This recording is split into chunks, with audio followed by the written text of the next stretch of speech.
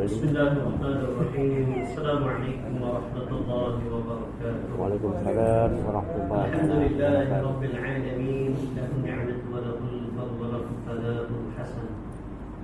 Shalawatullahil rahim wal malaikatil muqarrabin ala sayyidina Muhammadin asyrafil anbiya'i wal mursalin وعلى آله وصحبه الطيبين الطاهرين وسلام الله عليهم أجمعين. اللهم لا سهل إلا ما جعلته سهلا وأنت يا حي يا قيوم تجعل الحزن إذا شئت سهلا. اللهم علمنا ما ينفعنا وانفعنا بما علمتنا وزدنا علما ونعوذ بك من حال أهل النار. سبحانك لا علم لنا إلا ما علمتنا إنك أنت العليم الحكيم. رب اشرح لي صدري ويسر لي أمري واحلل عقدة من لساني يفقهوا قولي. نسأل الله أن يجعلنا نياتنا خالصة لوجهه الكريم.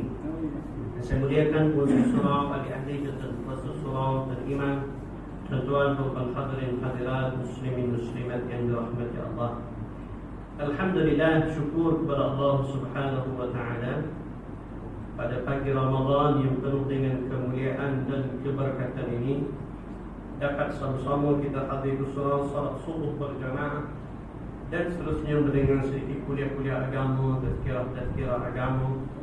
Sama-sama kita tuntut ilmu agama, mudah-mudahan ianya akan memberi manfaat dalam kehidupan kita insya-Allah. Baik, tuan-tuan rahmati Allah. Pagi ini saya tak baca kitab. Kita akan sambung semula baca kitab selepas raya nanti.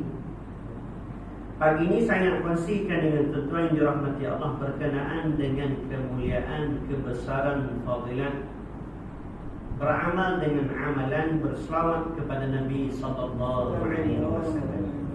Mudah-mudahan ia bermanfaat.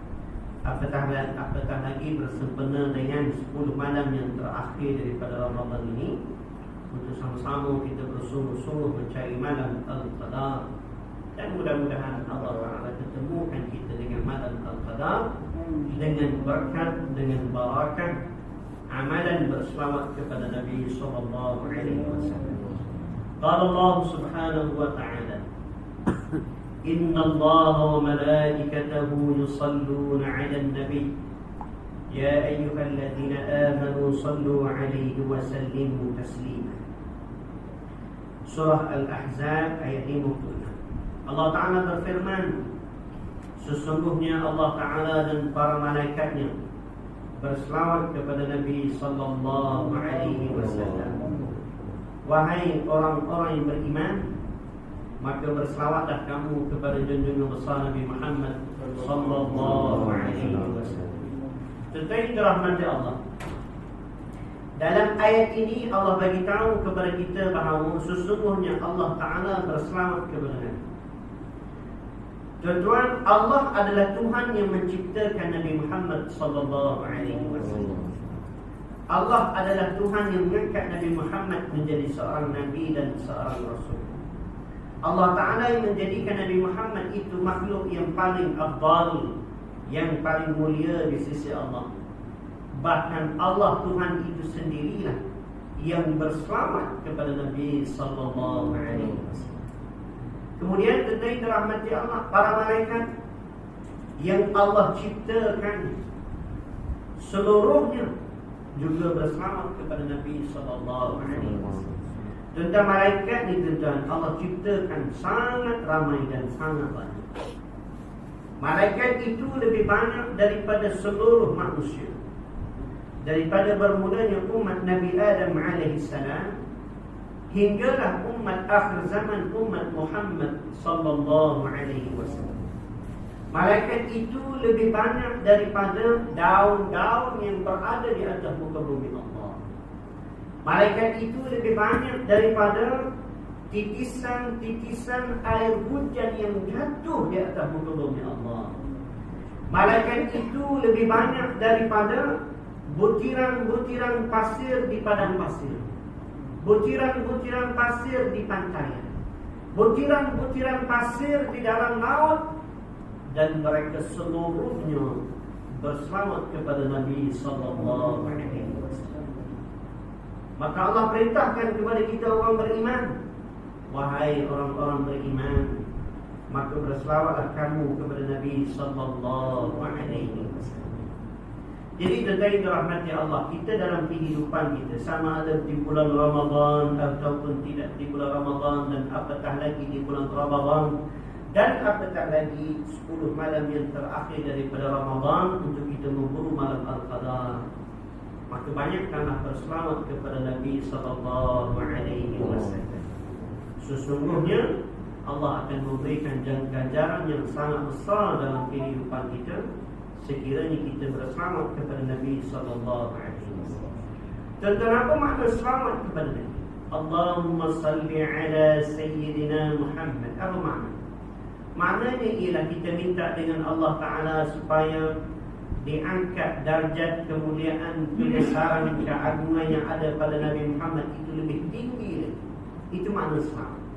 Bila kita selawat, maknanya kita minta kepada Allah Ta'ala supaya Allah tambahkan darjat Nabi, tinggikan darjat Nabi, tinggikan kebesaran, keagungan, kemuliaan yang ada pada Nabi Muhammad sallallahu alaihi wasallam. Nabi kata di akhirat nanti ada satu tempat yang sangat tinggi. Hanya seorang sahaja yang akan dapat berada di tempat yang paling tinggi tersebut. Maka kata Nabi, sesungguhnya aku teringin untuk berada di tempat yang paling tinggi tersebut. Maka tuan-tuan yang dirahmati Allah, dengan kata lain, atau kita doalah ataupun kita berselawatlah kepada Nabi SAW supaya Allah angkat darjat Nabi, Allah angkat kemuliaan Nabi, keagungan Nabi, dan Nabi akan berada di tempat yang tinggi tersebut. Tuan-tuan yang dirahmati Allah, dalam satu riwayat daripada Imam Abu Hurairah radhiyallahu anhu, bahawa Nabi sallallahu alaihi wasallam bersabda, "Man shalla alayya marrah, sallallahu alaihi 10 marrah." Rawahu Imam Muslim. Kata Nabi sallallahu alaihi wasallam, sesiapa yang berselawat ke atasku sekali, hanya sekali, maka Allah Ta'ala akan berselawat ke atasnya 10 kali. Dan dalam riwayat ini Nabi kata, siapa yang selawat kepada Nabi hanya sekali, Allahumma salli ala sayyidina Muhammad, contoh, maka Allah akan berselawat kepada dirinya sebanyak 10 kali. Apa makna Allah Ta'ala berselawat ke atas dirinya sebanyak 10 kali? Maknanya Allah Ta'ala memberi rahmat kepadanya 10 kali ganda. Allah bagi rahmat kepada kita 10 kali. Kita hanya selawat kepada Nabi sekali, Allah bagi rahmat kepada kita 10 kali. Dalam satu riwayat yang lain mengatakan bahawa siapa yang berselawat kepada Nabi 10 kali, Allah berselawat ke atasnya 100 kali.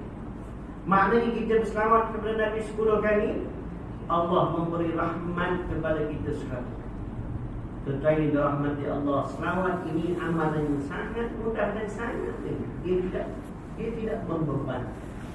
Dia tak sama macam kita bangun tahajud.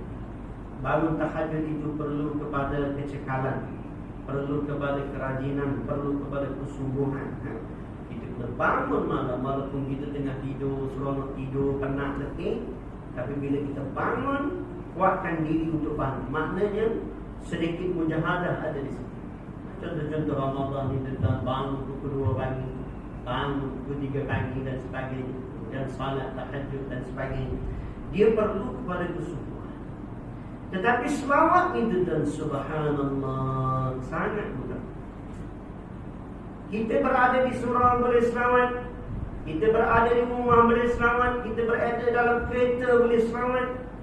Dan kita nak pergi mana-mana, kita duduk sorang-sorang dalam kereta nak pergi mana-mana, tuan-tuan, basahkan lidah dengan selawat kepada Nabi sallallahu alaihi wasallam. Sebab kalau kita tak buat, kalau kita tak selawat pun kita tak ada buat apa. paling kurang tu kita dengan muzik. Tetapi Ramadan itu tuan, kurangkan dengan muzik, kurangkan dengan lagu. Lebihkan banyak untuk beramal kepada Allah. Kerana Ramadan bulan barakah, bulan yang penuh dengan keberkatan. Malamnya, siangnya, pagi, petang, siang, malam, penuh dengan keberkatan Allah. Maka bulan-bulan Ramadan kurangkan tengok TV, kurangkan tengok drama, kurangkan tengok filem, kurangkan dengar music, dengar lagu-lagu. Lebihkan kita berselawat kepada Nabi sallallahu alaihi wasallam. Dan nak datang ke surau, nak salat berjamaah, nak salat tarawih dan sebagainya, berjalan kaki sambil jalan Allahumma salli ala sayyidina Muhammad. Allahumma salli ala sayyidina Muhammad. Nak balik semula naik motor, naik kereta, jalan kaki, Allahumma salli ala sayyidina Muhammad. Nak pergi kerja, balik kerja, jam ke tak jam ke, dalam kereta naik motosikal, Allahumma salli ala sayyidina Muhammad. Tuan-tuan yang dirahmati Allah, amalan yang sangat mudah, amalan yang sangat mudah tetapi memberi manfaat yang sangat besar di sisi Allah. Selawat sekali, Allah bagi rahmat 10 kali. Selawat 10 kali, Allah bagi rahmat 100 kali. Cuba bayangkan kalau kita dalam sehari kita selawat 100 kali. Subhanallah, apatah lagi Ramadan, siang selawat, malam selawat, pagi selawat, petang selawat. Nak biasakan diri dengan amalan berselawat. Walaupun bukan di bulan Ramadan, cumanya di bulan Ramadan ini lebihkan sedikit, kerana fadilat yang sangat besar di sisi Allah. Contoh yang dirahmati Allah, orang yang berselawat kepada Nabi sallallahu alaihi wasallam, Allah ampunkan dosa-dosa. Daripada Sayyidina Anas bin Malik radhiyallahu anhu, bahawa Nabi sallallahu alaihi wasallam bersabda, sesiapa yang berselawat ke atasku sekali selawat, Allah akan berselawat ke atasnya 10 kali selawat. Allah akan menghapuskan dosanya 10 dosa, dan Allah mengangkat darjatnya 10 kali darjat. Rawahul Imam An-Nasai. Hadis ini menceritakan bahawa Nabi sallallahu alaihi wasallam bersabda, siapa yang selawat kepada Nabi hanya sekali sahaja, Allah Ta'ala memberi rahmat kepada dirinya 10 kali. Kemudian Allah Ta'ala akan mengampunkan dosanya 10 dosa. Kemudian Allah mengangkat darjatnya tinggi di sisi Allah dengan 10 tangga darjat. Dan hanya sekali selawat, Allahumma salli ala sayyidina Muhammad. Apa yang kita dapat? Yang pertama, Allah bagi rahmat kepada kita 10 kali. Yang kedua, Allah Ta'ala ampunkan dosa-dosa kita 10 dosa. Yang ketiga, Allah angkat darjat kita tinggi di sisi Allah 10 tangga darjat. Akhirat nanti mudah-mudahan kita akan berada di syurga yang sangat tinggi darjatnya di sisi Allah Subhanahu wa ta'ala. Maka tuan-tuan rahmati Allah, amalan berselawat sangat mulia. Ini baru sekali. Kalau 2 kali selawat, kalau 3 kali selawat, kalau 4 kali selawat, 5 kali selawat, 10 kali selawat. Kalau kita dapat selawat hari-hari 100 kali, subhanallah, besarnya fadilat, besarnya manfaat, banyaknya rahmat Allah berikan kepada kita, banyaknya dosa yang Allah ampunkan, banyaknya darjat yang Allah angkat. Tapi cerita tentang hapus dosa 10 dosa ini perlu difahami begini. Dia tidak termasuk dosa-dosa kita tidak melaksanakan perintah Allah. Itu tak termasuk. Contohnya kita tinggal salat sebelum ini, kita tinggal salat, maka kita berselawat dengan niat untuk diampunkan dosa kita tinggal salat. Maka itu tidak kena. Maknanya tidak termasuk.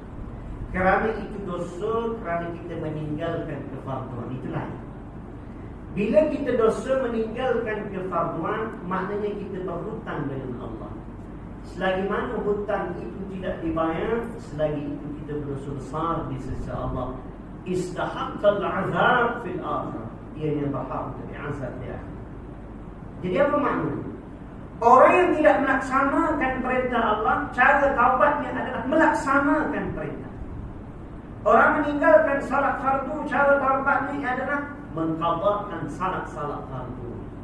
Kalau banyak, kena qadha banyak. Kalau sikit, qadha sikit. Orang yang tinggal puasa Ramadan, maka qadhalah puasa Ramadan. Itu tanda dia bertaubat. Orang yang tak bayar zakat, taubatnya adalah bayar zakat. Dia tidak boleh memadai hanya selawat dengan niat supaya Allah ampunkan dosa-dosa tersebut. Itu tidak kena. Sebab itu tuan-tuan yang dirahmati Allah, saya selit sedikit tama-tama Ramadan ini tuan-tuan. Saya selalu sebut di mana-mana tempat saya bagi kuliah, sekiranya dikena pada tempat. Tuan-tuan, kita ni tuan-tuan bukan seorang Nabi yang maksum. Nabi ni sifatnya maksum. Apa makna maksum? Terpelihara daripada kekufuran dan kesyirikan. Qabla an-nubuwah wa ba'da, sebelum kenabian dan selepas kenabian. Yang pertama. Yang kedua, terpelihara daripada dosa-dosa besar sebelum kenabian dan selepas kenabian. Yang ketiga, terpelihara daripada dosa-dosa kecil yang hina dan keji sebelum kenabian dan selepas kenabian. Maknanya tuan-tuan, Nabi ini maksum. Mana-mana Nabi maksum, mana-mana Rasul maksum. Kita ni tuan-tuan manusia biasa yang bukan maksum, yang terdedah dengan dosa. Baik. Satu lagi, saya nak cerita berkenaan dengan terdedah kepada dosa. Ada setengah-setengah orang sebut kita ni manusia biasa yang tidak boleh lari daripada dosa. Maka istilah ini sebenarnya tidak tepat. Tuan-tuan dengar baik-baik, tuan-tuan faham baik-baik istilah. Kita ni manusia biasa yang bukan Nabi, bukan Rasul, dan kita tak boleh lari daripada dosa. Tuan-tuan, siapa yang cakap kita tak boleh lari daripada dosa? Siapa yang cakap kita tak boleh lari daripada dosa? Ada maksiat, ada tempat maksiat, ada tempat yang bermanfaat. Ada kelab malam, ada masjid surau. Kita nak pergi ke mana? Kita pergi ke masjid surau macam tuan-tuan, pagi-pagi ni datang ke masjid surau. Bermakna tuan-tuan boleh lari daripada melakukan dosa. Apa makna kita tak boleh lari daripada melakukan dosa? Maknanya kita buat dosa kerana kita tak boleh lari daripada dosa. Siapa yang kata sedangkan Allah suruh kita lari daripada dosa? Jangan buat dosa, Nabi kata jangan buat dosa, ulama kata jangan buat dosa. Kemudian ada satu istilah orang kata kita tak boleh lari daripada dosa. Subhanallah. Timbul keinginan dalam hati kita nak buka puasa, kita nak makan. Di rumah kita ada sesuatu yang sedap untuk dimakan. Maka timbul perasaan kalau aku makan tu orang tak tahu. Kemudian kita teringat bahawa sesungguhnya Allah murka kita buka puasa tanpa ada sebarang pengusuran ataupun rukhsah. Maka kita ingat kepada Allah, kita pun tak makan, kita pun tak jadi buka. Kita lari daripada melakukan dosa. Ada orang kata kita tak boleh lari daripada melakukan dosa. Istilah ini jangan guna. Istilah ini jangan guna lagi yang tidak tepat. Yang betul ni ialah kita ini terdedah kepada dosa kerana kita bukan maksud. Terdedah kepada dosa bukan makna kita tak boleh lari daripada dosa. Ada benda maksiat, ada benda yang bermanfaat. Nak buat maksiat ke nak buat benda manfaat? Kita pun cari kepada yang bermanfaat. Kita buat benda yang manfaat. Kita lari daripada melakukan maksiat. Kita lari daripada melakukan dosa. Dan ianya boleh, tak ada masalah. Kita lari daripada melakukan kekufuran kerana kita ada ilmu. Buat ini kufur, cakap begini kufur, iktikaf begini kufur. Kita lari daripada melakukan kekufuran dan kita bertindak dengan cara yang betul, kata-kata yang betul, perbuatan yang betul, i'tiqad. Baik. Kembali semula kepada dosa tadi. Jadi dosa-dosa itu tadi ada dua jenis secara umum. Yang pertama, dosa kerana tidak melaksanakan perintah Allah. Yang kedua, dosa kerana melakukan maksiat kepada Allah. Dosa kerana tidak melaksanakan perintah Allah, yang ni dia kena qada. Dia tidak boleh hanya memadai dengan selawat. Tak salat fardu kena qada. 5 tahun tak sembahyang kena qada. 10 tahun tak sembahyang kena qada. 5 tahun tak puasa kena qada. 10 tahun tak puasa kena qada. Tak bayar zakat kena bayar. Itu baru cara kita bertaubat kepada Allah SWT. Yang jenis macam ni tuan-tuan tidak boleh hanya memadai, ya Allah, ampunkanlah dosa-dosaku banyak, aku tinggal salat sebelum ini, ya Allah. Ya Allah, ampunkanlah dosa-dosaku banyak, aku tinggal puasa Ramadan sebelum ini, ya Allah. Ya Allah, ampunkanlah dosa-dosaku banyak, aku tinggal bayar zakat sebelum ini, ya Allah. Tidak boleh hanya sekadar begitu. Kerana itu adalah dosa meninggalkan ketakwaan. Selagi mana tak buat, bermakna kita belum laksanakan perintah. Sebab itu kena qada. Bila kita qada, maknanya kita telah melaksanakan perintah Allah. Kemudian kita dikira sebagai orang yang sudah tidak ada hutang dengan Allah. Barulah kita minta doa kepada Allah supaya Allah ampunkan dosa-dosa kita setelah kita bertaubat, setelah kita qada. Ayat ni tuan-tuan tidak boleh hanya memadai dengan istighfar, dengan selawat, dengan zikir, dengan baca Quran dan sebagainya. Kerana meninggalkan kafar. Baik. Sebab itu kata ulama, bila datangnya malam Al-Qadar, dalam mana-mana malam di bulan Ramadan ini, hidupkanlah dengan qada sanad bagi orang-orang yang meninggalkan salat. Sebelum ni kita kena kira bermula waktu kita balik. Sebelum balik tak apa, tak kena dosa kerana kita bukan mukallaf. Tak sembahyang sebelum balik tak berdosa, kerana ketika itu belum mukallaf. Dan orang belum mukallaf tidak ditaklifkan hukum. Tidak ada hukum haram berdosa kepada orang bukan mukallaf. Baik. Kita lebih kurang dalam usia 15 tahun al-hijrah, lebih kurang. Maka kita hisap balik diri kita dulu ni, aku bermula balik, pernah tak tinggal salat? Ada tak tinggal salat subuh? Ada tak tinggal salat zuhur, asar, maghrib? Ada tak? Ada tak? Ada. Contohnya. Banyak tak? Banyak. Banyak tak? Ada beberapa kali. Dan sampai hari ini tentang belum lagi qada. Maknanya kita belum lagi melaksanakan perintah. Kita jadi orang fasik. Orang macam ni kata ulama fasik. Apa makna fasik? Fasik maknanya orang yang tidak melaksanakan perintah Allah. Itu fasik. Orang fasik ini istahaqqal azab fil ardh. Dia berhak diazab di akhirat. Dia berhak diazab di alam barzakh. Dia berhak diazab di padang mahsyar. Dia berhak diazab di dalam api neraka Allah Ta'ala, kerana dia tidak melaksanakan perintah Allah. Allah perintahkan supaya jadi orang yang bertakwa. Ya ayyuhalladzina amanu taqullaha haqqa tuqatih wa la tamutunna illa wa antum muslimun. Ayat ni tuan-tuan biasanya dibaca oleh khatib tiap-tiap kali khutbah. Wahai orang-orang yang beriman, bertakwalah kamu dengan sebenar-benar takwa, dan jangan kamu mati dalam Islam. Apa makna wahai orang-orang yang beriman, bertakwalah kamu dengan sebenar-benar takwa? Apa makna takwa? Qala al-ulama ada'ul wajibat wajtinabul muharramat. Melaksanakan segala perintah Allah, meninggalkan segala larangan Allah, itu makna takwa. Jadi Allah perintahkan sesuatu dan kita tidak laksanakan, bermakna kita orang fasik. Kita bukan orang bertakwa kepada Allah, kita berdosa besar di sisi Allah dan kita berhutang dengan Allah. Selagi mana tak qada, selagi itu kita berhutang dengan Allah. Hutang sesama manusia wajib dibayar walaupun tidak dituntut. Apatah lagi hutang kita dengan Allah. Apatah lagi hutang kita dengan Allah.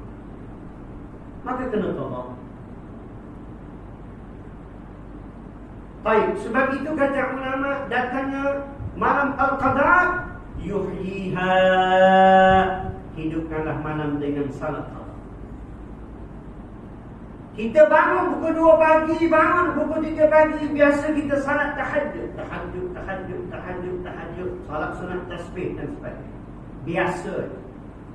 Tapi setelah kita belajar faham betul-betul itu semua sunat. Salat tahajud sunat. Berapa rakaat? 8 rakaat. Berapa rakaat? 10 rakaat. Sunat. Salat tasbih 4 rakaat. Apa hukumnya? Sunat. Apa makna sunat?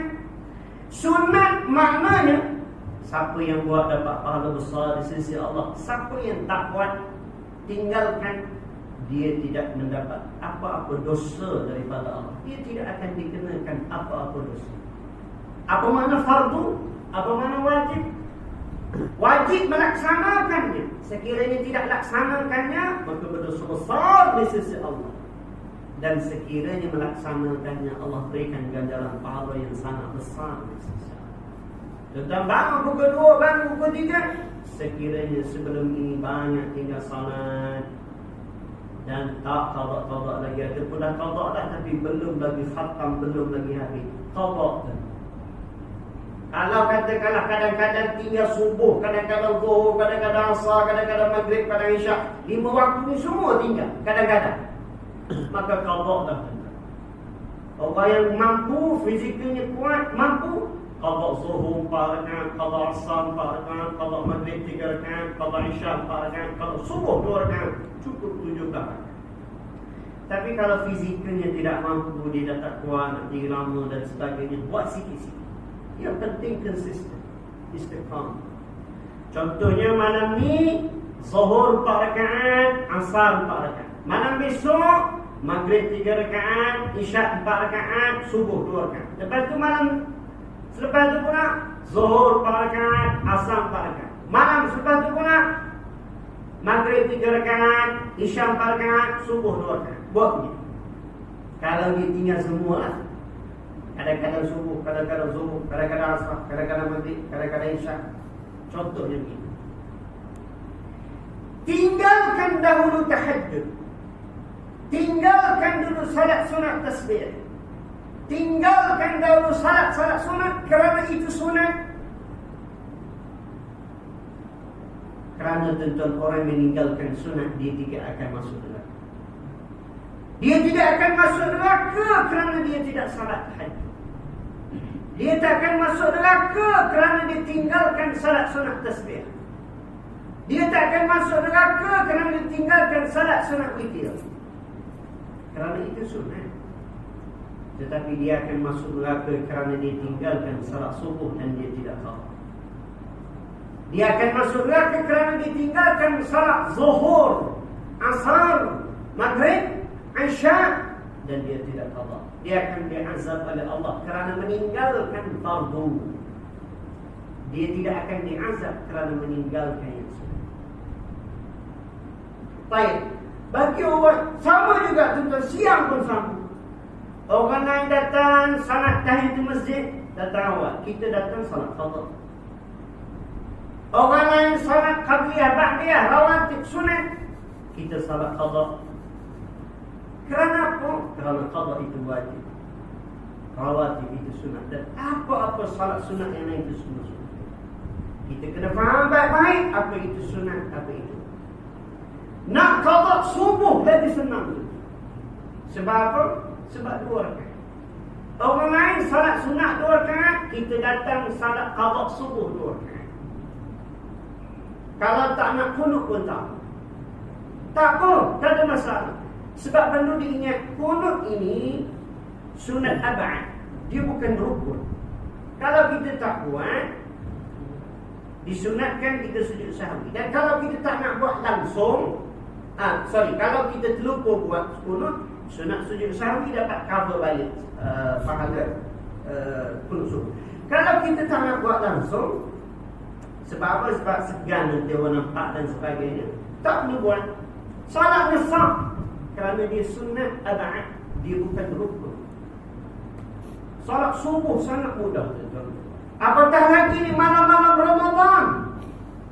Kalau kita ni yang jenis tinggal banyak subuh, dululah zaman-zaman muda dulu, zaman belasan tahun, awal-awal balik 20-an, awal-awal 30-an. Sekarang dah tak tinggal salat dah. Sekarang dah kekal istiqamah, tak tinggal semayang dah. Dulu, cerita ni dulu. Subuh sangat mudah. Orang lain salat tarawih, kita tentang di belakang imam, niat salat qada. Usalli fardhu subhi rak'atain ma'muman, usalli fardhu subhi rak'atain qada'an ma'muman lillah. Allahu akbar. Dalam takbir aku sembahyang salat subuh 2 rakaat qada kerana Allah.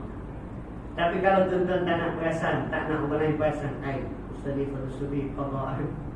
Kalau kawan sebelah dengan qada ke? Kalau tak nak sebut usalli tak apa, yang tu sunat. Maka takbir, dalam takbir ni aku sembahyang subuh 2 rakaat qada kerana Allah. Imam buat 2 rakaat, kita 2 rakaat. Imam bangkit 2 rakaat, kita 2 rakaat. Imam bangkit 2 rakaat, kita 2 rakaat. Sangat mudah. Subhanallah.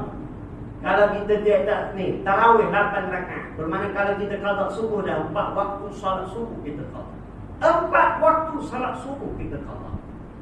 Witir pula 2 rakaat, witir 2 rakaat, tambah lagi 1 salat qada. Jadi 5 salat qada. Yang witir 1 rakaat tu, yang tu niat witir lah. Buat 1 dia witir. Kalau niat qada juga, kena tambah lagi 1. Sangat mudah tuan-tuan. Saya cerita ni tuan-tuan, orang yang tinggalkan salat. Orang yang tidak tinggalkan salat macam biasa. Salat sunatnya, rawatibnya, tahiyatul masjidnya, tahajudnya, salat tarawihnya, salat tasbihnya dan sebagainya macam biasa. Sebab dia tak tinggal salat, dia daripada kecil lagi dia tak tinggal salat. Kalau dia tinggal salat tapi terus dia qada. Dia tertinggal salat terus dia qada. Pun tak apa. Amalkan yang sunat-sunat ini. Dan sebab apa sahabat-sahabat Nabi SAW dia ulun sungguh-sungguh amalan sunat. Salat tahajudnya, salat rawatibnya, salat itu, salat ini, salat sunat maksud. Kerana mereka tidak meninggalkan yang fardu. Sahabat-sahabat Nabi ni dia tak tinggal yang fardu, dia bukan macam kita. Kita ni tinggal yang fardu. Tapi yang jadi masalah kepada diri kita ni, tinggal yang fardu kemudian kita buat yang sunat. Ini masalah. Sahabat-sahabat Nabi yang fardu tak tinggal langsung dan perbanyakkan yang sunat. Kita tinggal salat fardu dan tidak qada, kemudian kita beramal dengan amalan sunat. Qala al-ulama man shaghalahu al-fardu 'an an-nafli fa huwa ma'furun wa man shaghalahu al-fardu wa man shaghalahu an-naflu 'an al-fardi fa huwa mamnun. Sesiapa yang menyebut-nyebutkan diri dengan amalan fardu dan dia tak buat yang sunat, dia tidak ada masalah apa-apa. Dia tidak berdosa di sisi Allah. Akan tetapi sesiapa yang menyebut-nyebutkan diri dengan amalan sunat dan diabaikan yang fardu, salat rawatib dia hebat, qabliyah, ba'diyah, qabliyah, ba'diyah, qabliyah, ba'diyah. Salat tarawih, tahajud, salat tasbih dan sebagainya, salat witir dan sebagainya. Tetapi salat yang ditinggalkan sebelum ini tak qada. Orang ini telah tertipu. Dia telah ditipu oleh syaitan ber'ilham. Kerana dia menyebutkan diri dengan amalan sunat diabaikan. Begitu juga dengan puasa tuan-tuan. Hari ini ada orang tinggal puasa dulu-dulu. Kemudian dia beramal dengan puasa sunat. Datangnya Syawal, dia puasa sunat 6 Syawal. Lepas tu puasa sunat nisfu Sya'ban, puasa sunat hari Arafah, Maulid Rasul, puasa sunat Muharram, puasa sunat Rabiul Awal, puasa sunat Rajab, puasa sunat Sya'ban. Tapi puasa yang ditinggal sebelum ini tak pernah qada. Orang ini juga tertipu. Ditipu oleh syaitan. Tuan-tuan yang dirahmati Allah, kalaupun kita dalam surau kita salat qada dan kawan kita tahu kita salat qada, dia tanya, awak salat apa 4 rakaat? Kita biasa salat sunat 2 rakaat. Saya salat qada. Dulu zaman muda-muda dulu saya selalu tinggal salat Isya. Saya tak sembahyang Isya. Jarang tinggal sembahyang. Saya jarang salat Isya dulu zaman muda-muda. Sekarang saya sudah insaf, saya qada Isya. Sebab itu saya buat 4 rakaat. Saya qada asar, sebab itu saya buat 4 rakaat. Saya qada zuhur, sebab itu saya buat 4 rakaat. Jadi dia pun faham bahawa sesungguhnya qada itu ia adalah yang wajib, sunat itu yang sunat. Maka tuan-tuan yang dirahmati Allah, begitulah. Baik, kita sambung di sini. Jadi maknanya nak bagi tahu bahawa dosa yang Allah ampunkan tadi ada dosa yang bahagian. Bahagian pertama kerana dosa meninggalkan fardu yang dikenal Allah. Bahagian kedua kerana dosa kerana maksiat. Dosa kerana minum arak, dosa kerana berjudi. Dosa-dosa yang begini. Jadi kalau kita bertaubat beserta dengan berselawat kepada Nabi SAW, dosa-dosa yang begini boleh dihapuskan dengan selawat kepada Nabi SAW. Tentang yang dirahmati Allah, orang yang berselawat kepada Nabi SAW akan mendapat syafaat Nabi SAW. Ini fadilah daripada Sayyidina Abu Darda radhiyallahu anhu bahawa Nabi SAW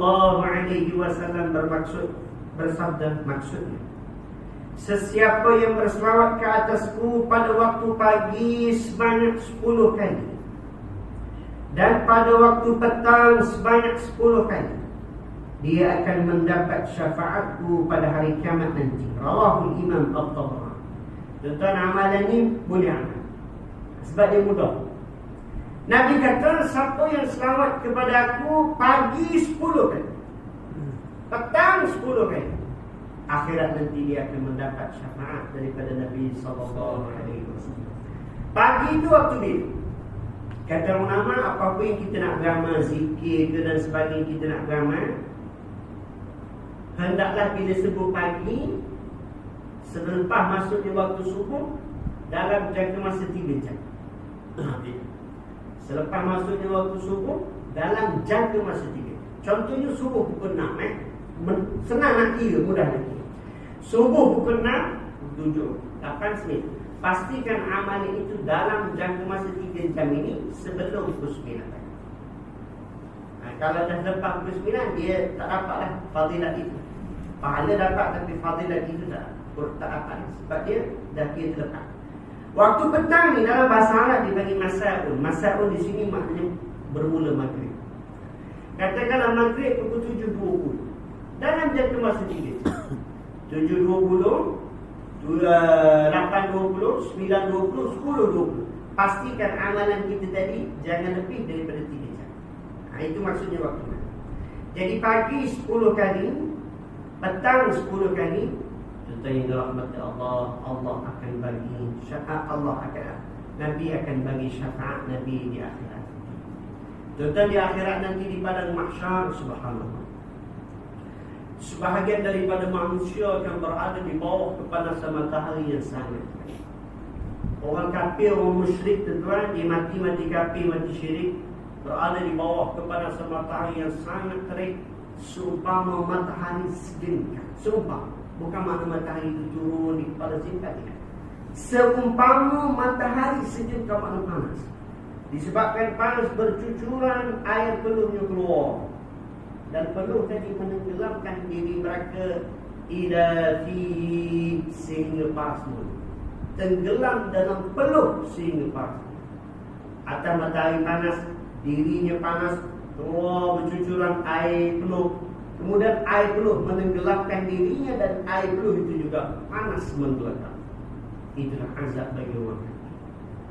Kemudian sebahagian daripada orang Islam yang fasik, yang asi tadi, mereka juga berada di bawah kepanasan matahari yang sangat terik juga. Kemudian disebabkan panas bercucuran, keluarnya air peluh menenggelamkan diri mereka juga. Tetapi tidaklah sehingga paras mulut. Tidaklah sehingga paras mulut, di bawah sedikit. Mereka ini juga tenggelam dengan air peluh mereka sendiri. Wa'iyadzubillah. Kenapa? Kerana fasik. Hidup atas muka bumi Allah, tidak laksanakan kefardhan Allah. Hidup atas muka bumi Allah, melakukan maksiat dan tidak bertakwa. Kemudian diriwayatkan daripada Imam Bukhari, mereka ketika itu tentu yang dirahmati Allah. Jadi disebabkan azab itu, mereka cuba untuk mencari syafaat. Orang yang pertama mereka cari adalah Nabi Adam. Ya Adam, anta abul bashar. Wahai Nabi Adam, kamu adalah bapa kepada seluruh umat manusia. Berikan kami syafaat, wahai Nabi Adam. Kata Nabi Adam, lastu min hadza, aku bukan orang yang layak untuk memberi syafaat terhadap perkara ini. Aku bukan orang yang layak, aku tidak ada syafaat itu kepada diriku. Aku tak boleh tolong kamu, aku tak boleh bagi syafaat. Kamu carilah Nabi Nuh. Nabi Nuh cakap benda yang sama. Nabi Nuh suruh cari Nabi Ibrahim. Nabi Ibrahim suruh cari Nabi Musa. Nabi Musa suruh cari Nabi Isa. Nabi Isa kata, wahai hamba-hamba Allah yang fasik, yang asi, carilah kamu Nabi Muhammad sallallahu alaihi wasallam. Kerana orang yang hanya mampu untuk memberi kamu syafaat, pertolongan kepada kamu tentang hal ini, perkara ini, hanyalah Muhammad sallallahu alaihi wasallam. Maka carilah Nabi Muhammad. Orang lain tak boleh, Nabi Muhammad sahaja yang boleh. Maka dalam lautan manusia dan mereka cari Nabi Muhammad, akhirnya jumpa Nabi Muhammad. Ya Rasulullah, isfa'na. Wahai Rasulullah, kami dalam keadaan azab kerana fasik, kerana asi kami, kerana dosa kami. Berikan kami syafaat, wahai Nabi Muhammad. Kemudian Nabi Muhammad sujud kepada Allah, minta dengan Allah supaya, ya Allah, ampunkanlah dosa mereka, bebaskan mereka daripada azab. Allah bagi tahu kepada Nabi Muhammad, irfa' ra'sak, wahai Muhammad, angkat kepala kamu, bangun, bangkit. Aku perkenankan permohonan kamu, dan mereka itu dibebaskan oleh Allah Ta'ala daripada azab tersebut. Inilah manfaatnya tentang kita beramal dengan salat. Jadi riwayat tadi kata pagi 10 kali, Allahumma salli ala Sayyidina Muhammad 10 kali. Bermula maghrib dalam jangka masa 3 jam 10 kali. 10 kali Allahumma salli ala Sayyidina Muhammad 10 kali. Tiap-tiap hari, tiap-tiap hari, InsyaAllah mudah-mudahan kita akan dapat syafaat di akhirat oleh Nabi, daripada Nabi sallallahu alaihi wasallam. Dalam riwayat yang lain berkata, man shalla alayya wajabat lahu syafaati. Sesiapa yang lidahnya sering kali basahkan lidahnya dengan selawat terhadap diriku, maka Allah Ta'ala, maka nescaya dia akan mendapat syafaatku di akhirat nanti. Tentang rahmat Allah, sikit lagi. Orang yang beramal dengan amalan berselawat kepada Nabi sallallahu alaihi wasallam, mereka akan mendapat kebahagiaan dalam hidup. Tuan-tuan, dalam dunia ni tuan-tuan, bukan semua hidup baik. Ada orang hidup tidak baik. Ada orang tuan-tuan kahwin, ada anak, puluh tahun, belah tahun, tapi hidupnya sengsara, hidupnya tidak baik. Selalu bergaduh. Suami isteri bergaduh, anak-anak bergaduh, dengan isteri bergaduh, dengan suami bergaduh, dengan anak-anak bergaduh, dengan ibu bapa bergaduh. Hidupnya tidak aman, tidak sentosa, tidak bahagia. Maka orang yang begini, tentang yang dirahmati Allah, banyakkan berselawat kepada Nabi. InsyaAllah mudah-mudahan Allah berikan kebahagiaan dalam hidup.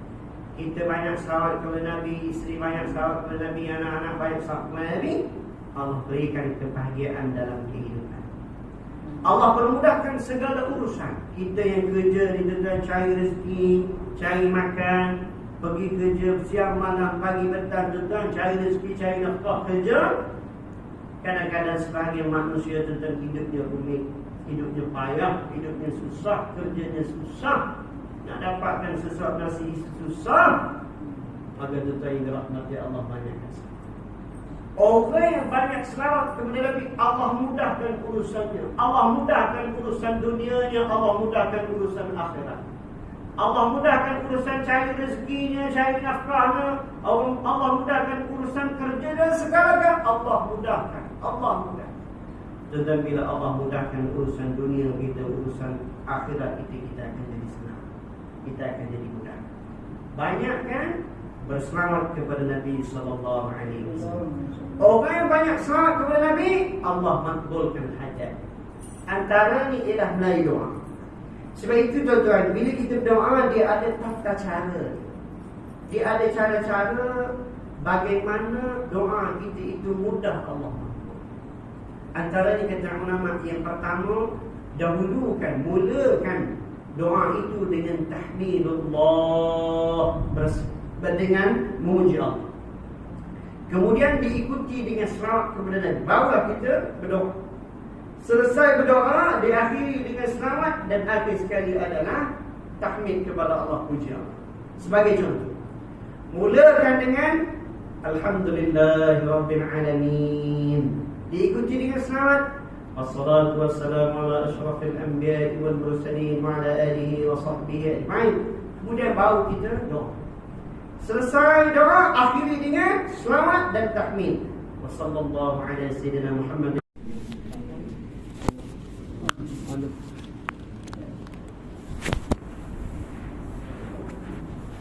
Yang nak balang lagi. Sama lah.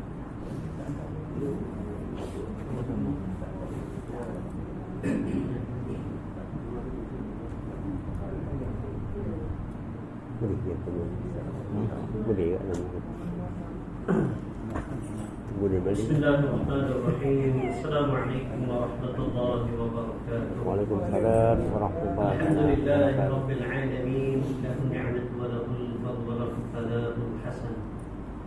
Salawatullahil barril rahim wal malaikatil muqarrabin ala sayyidina Muhammadin asyrafil anbiya'i wal mursalin wa ala alihi wa sahbihi at-tayyibin at-tahirin wa salamullahi alayhim ajma'in. Allahumma la sahla illa ma ja'altahu sahla wa anta ya hayyu ya qayyum taj'alul hazna idha shi'ta sahla. اللهم علمنا ما ينفعنا وانفعنا بما علمتنا وزدنا علما ونعوذ بك من حال أهل النار. سبحانك لا علم لنا إلا ما علمتنا إنك أنت العليم الحكيم. رب اشرح لي صدري ويسر لي أمري واحلل عقدة من لساني يفقهوا قولي. نسأل الله أن يجعلنا نياتنا خالصة لوجهه الكريم. Saya muliakan khusus surau ahli-ahli dan khusus surau beriman, tuan-tuan dan hadirin hadirat muslimin muslimat yang dirahmati Allah. Alhamdulillah, syukur kepada Allah Subhanahu wa taala pada pagi Ramadan yang penuh dengan kemuliaan dan keberkatan ini dapat sama-sama kita hadir surau salat subuh berjamaah dan seterusnya mendengar sedikit kuliah-kuliah agama, tazkirah agama. Sama-sama kita tuntut ilmu agama, mudah-mudahan ianya akan memberi manfaat dalam kehidupan kita insya-Allah. Baik, tuan-tuan dirahmati Allah, pagi ini saya tak baca kitab. Kita akan sambung semula baca kitab selepas raya nanti. Pagi ini saya nak kongsikan dengan tuan-tuan dirahmati Allah berkenaan dengan kemuliaan, kebesaran, fadilat beramal dengan amalan berselawat kepada Nabi sallallahu alaihi wasallam. Mudah-mudahan ia bermanfaat, apatah lagi bersempena dengan 10 malam yang terakhir daripada Ramadan ini, untuk sama-sama kita bersungguh-sungguh mencari malam Al-Qadar, dan mudah-mudahan Allah Ta'ala ketemukan kita dengan malam Al-Qadar dengan berkat, dengan barakah amalan berselawat kepada Nabi sallallahu alaihi wasallam. Qala Allah Subhanahu wa ta'ala, Inna Allah wa malaikatahu yusalluna 'alan nabi ya ayyuhalladzina amanu sallu 'alaihi wa sallimu taslima. Surah Al-Ahzab ayat 56. Allah Ta'ala berfirman, sesungguhnya Allah Ta'ala dan para malaikatnya berselawat kepada Nabi sallallahu alaihi wasallam. Wahai orang-orang yang beriman, maka berselawatlah kamu kepada junjungan besar Nabi Muhammad sallallahu alaihi wasallam. Tetapi dirahmati Allah, dalam ayat ini Allah bagi tahu kepada kita bahawa sesungguhnya Allah Ta'ala berselawat kepada Nabi. Tuan-tuan, Allah adalah Tuhan yang menciptakan Nabi Muhammad sallallahu alaihi wasallam. Allah adalah Tuhan yang mengangkat Nabi Muhammad menjadi seorang nabi dan seorang rasul. Allah Ta'ala yang menjadikan Nabi Muhammad itu makhluk yang paling afdal, yang paling mulia di sisi Allah. Bahkan Allah Tuhan itu sendirilah yang berselawat kepada Nabi sallallahu alaihi wasallam. Kemudian tetapi dirahmati Allah, para malaikat yang Allah ciptakan seluruhnya juga berselawat kepada Nabi sallallahu alaihi wasallam. Tuan-tuan, malaikat ni tuan-tuan, Allah ciptakan sangat ramai dan sangat banyak. Malaikat itu lebih banyak daripada seluruh manusia. Daripada bermulanya umat Nabi Adam alaihissalam hinggalah umat akhir zaman, umat Muhammad sallallahu alaihi wasallam. Malaikat itu lebih banyak daripada daun-daun yang berada di atas muka bumi Allah. Malaikat itu lebih banyak daripada titisan-titisan air hujan yang jatuh di atas muka bumi Allah. Malaikat itu lebih banyak daripada butiran-butiran pasir di padang pasir, butiran-butiran pasir di pantai, butiran-butiran pasir di dalam laut, dan mereka seluruhnya berselawat kepada Nabi sallallahu alaihi wasallam. Maka Allah perintahkan kepada kita orang beriman, wahai orang-orang beriman, maka berselawatlah kamu kepada Nabi sallallahu alaihi wasallam. Jadi tuan-tuan yang dirahmati Allah, kita dalam kehidupan kita, sama ada di bulan Ramadan ataupun tidak di bulan Ramadan, dan apatah lagi di bulan Ramadan, dan apatah lagi 10 malam yang terakhir daripada Ramadan untuk kita memburu malam Al-Qadar, maka banyakkanlah berselawat kepada Nabi sallallahu alaihi wasallam. Sesungguhnya Allah akan memberikan ganjaran yang sangat besar dalam kehidupan kita sekiranya kita berselawat kepada Nabi sallallahu alaihi wasallam. Tuan-tuan, apa makna selawat kepada Nabi? Allahumma salli ala sayyidina Muhammad. Apa makna? Maknanya ialah kita minta dengan Allah Ta'ala supaya diangkat darjat kemuliaan, kebesaran, keagungan yang ada pada Nabi Muhammad itu lebih tinggi lagi. Itu makna selawat. Bila kita selawat, maknanya kita minta kepada Allah Ta'ala supaya Allah tambahkan darjatnya.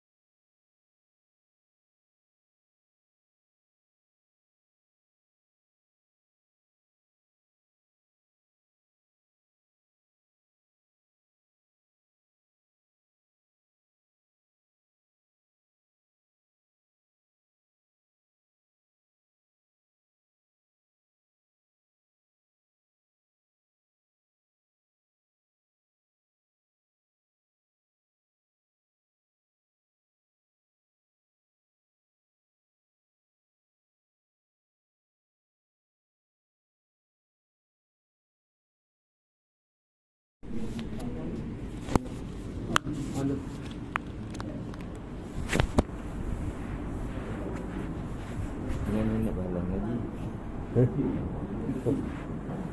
Sama lah.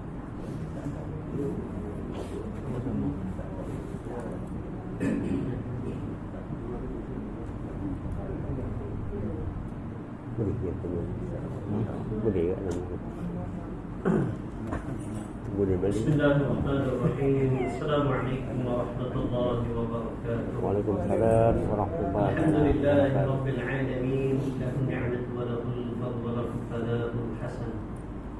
Salawatullahi al-rahim wal malaikatil muqarrabin على سيدنا محمد أشرف الأنبياء والمرسلين وعلى آله وصحبه الطيبين الطاهرين وسلام الله عليهم أجمعين. اللهم لا سهل إلا ما جعلته سهلا وأنت يا حي يا قيوم تجعل الحزن إذا شئت سهلا. اللهم علمنا ما ينفعنا وانفعنا بما علمتنا وزدنا علما ونعوذ بك من حال أهل النار. سبحانك لا علم لنا إلا ما علمتنا إنك أنت العليم الحكيم. رب اشرح لي صدري ويسر لي أمري واحلل عقدة من لساني يفقهوا قولي. نسأل الله أن يجعلنا نياتنا خالصة لوجهه الكريم. Saya muliakan khusus surau bagi ahli dan khusus surau beriman, tuan-tuan dan hadirin hadirat muslimin muslimat yang dirahmati Allah. Alhamdulillah, syukur kepada Allah Subhanahu wa taala pada pagi Ramadan yang penuh dengan kemuliaan dan keberkatan ini dapat sama-sama kita hadir ke surau salat subuh berjamaah dan seterusnya mendengar sedikit kuliah-kuliah agama, tazkirah agama. Sama-sama kita tuntut ilmu agama, mudah-mudahan ianya akan memberi manfaat dalam kehidupan kita insya-Allah. Baik, tuan-tuan dirahmati Allah, pagi ini saya tak baca kitab. Kita akan sambung semula baca kitab selepas raya nanti.